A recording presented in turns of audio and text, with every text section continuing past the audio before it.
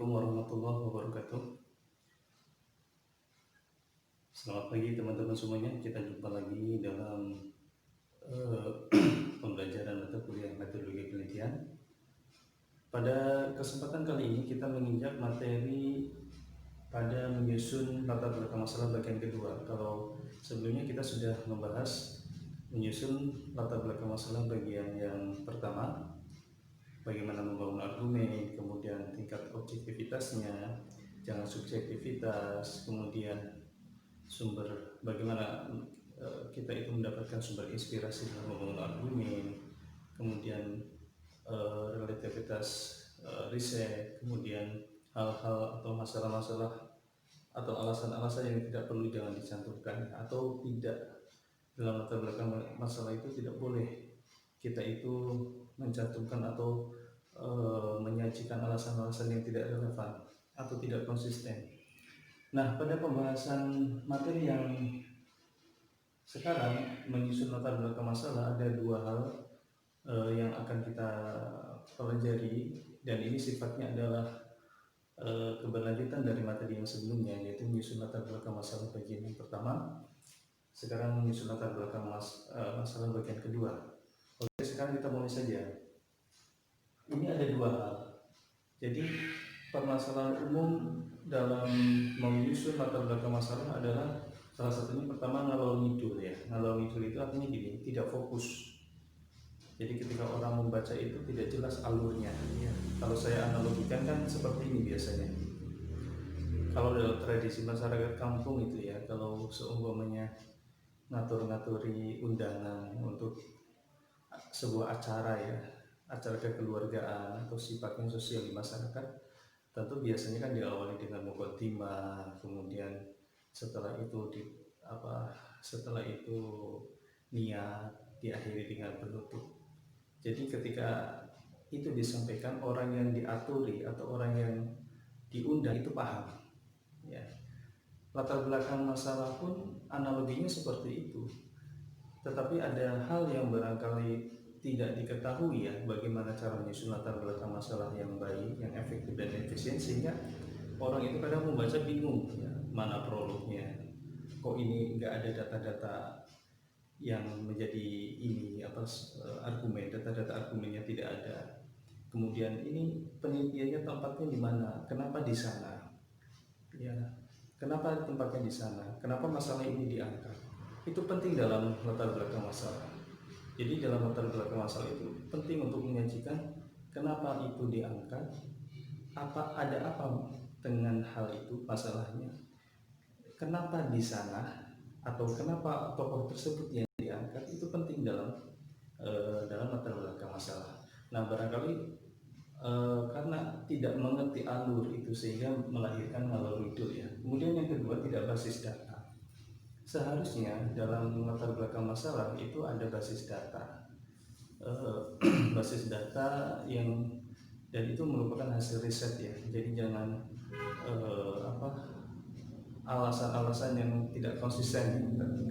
Yang sebelumnya saya sudah sampaikan itu. Jadi alasan-alasan yang tidak relevan itu barangkali gini, penelitiannya adalah terkait dengan efektivitas pembelajaran daring, tapi data-data yang ditampilkan adalah bukan data-data tentang efektivitas daring yang sudah dilakukan oleh peneliti yang lain, tapi barangkali terkait dengan peningkatan penjualan handphone, peningkatan penjualan apa gitu, yang tidak punya dasar relevansinya. Nah, itu permasalahan umum seperti itu ya.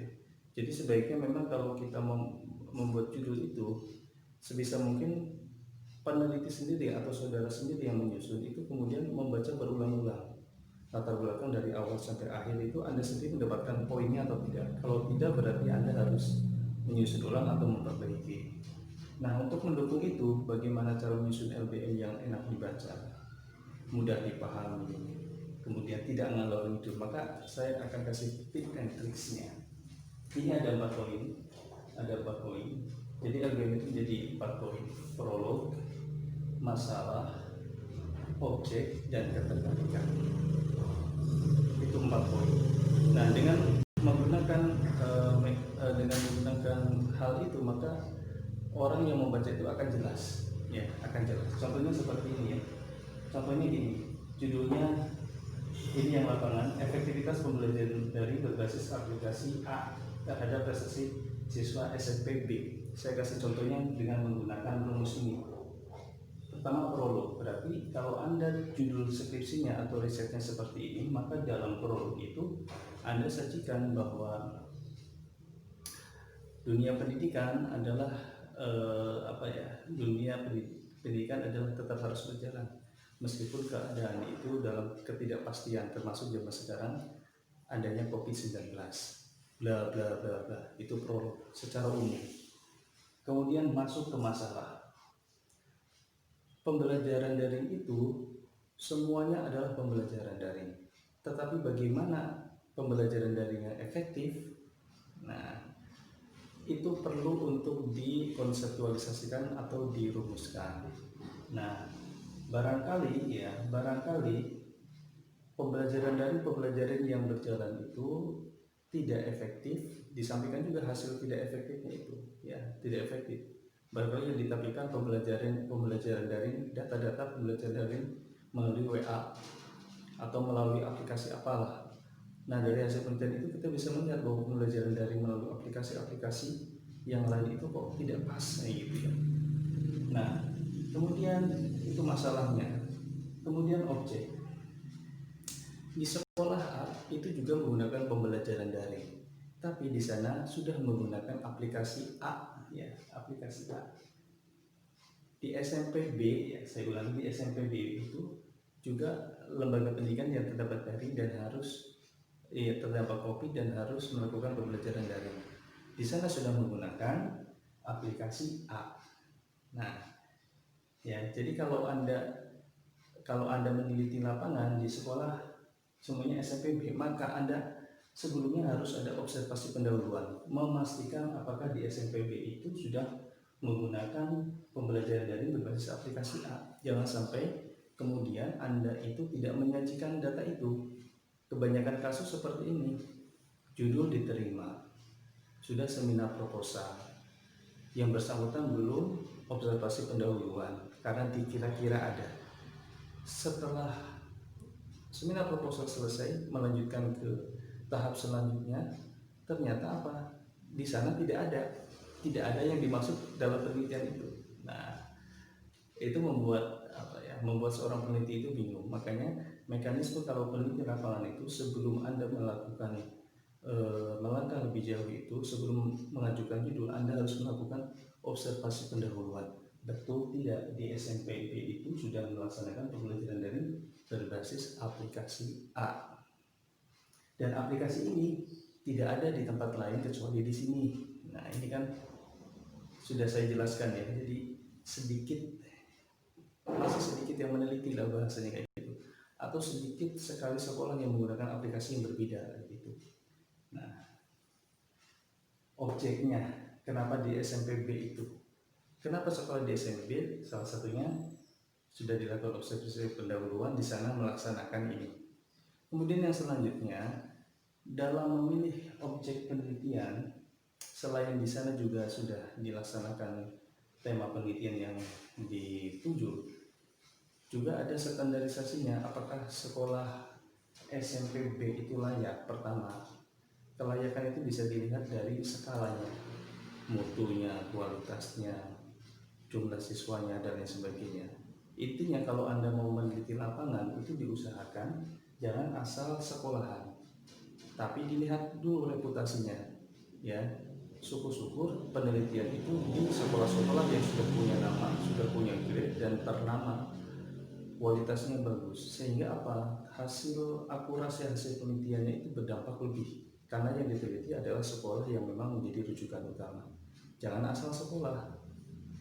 Atau kayak gini ya, ada kasus umpamanya meneliti sebuah sekolah, sekolahnya baru berdiri, kemudian muridnya cuma 10 seumpamanya, diteliti model pembelajaran daring.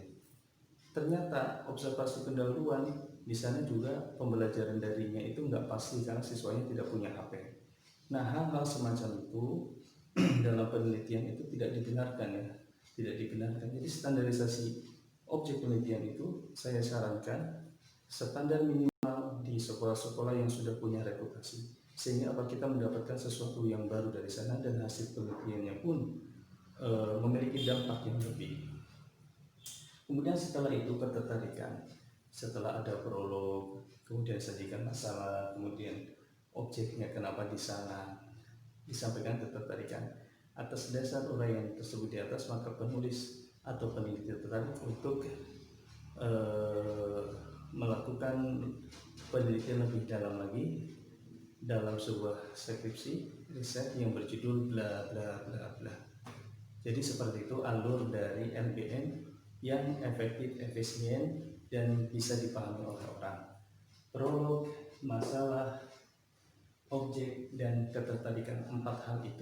Dan LBM idealnya adalah berjumlah 4 halaman sampai 5 halaman, spasi 2, kertas A4. Ya, seperti itu.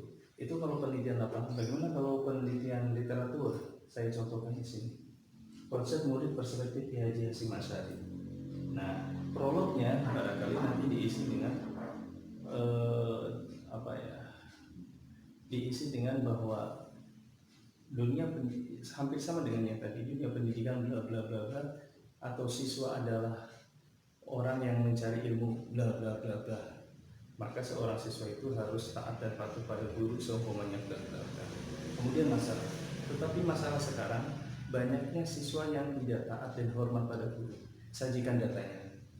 Data apa? Kekerasan siswa terhadap guru atau apa? Sajikan. Baik itu dari hasil penelitian, hasil dari surat kabar, itu dikasih keterangan, footnote ya. Dikasih footnote.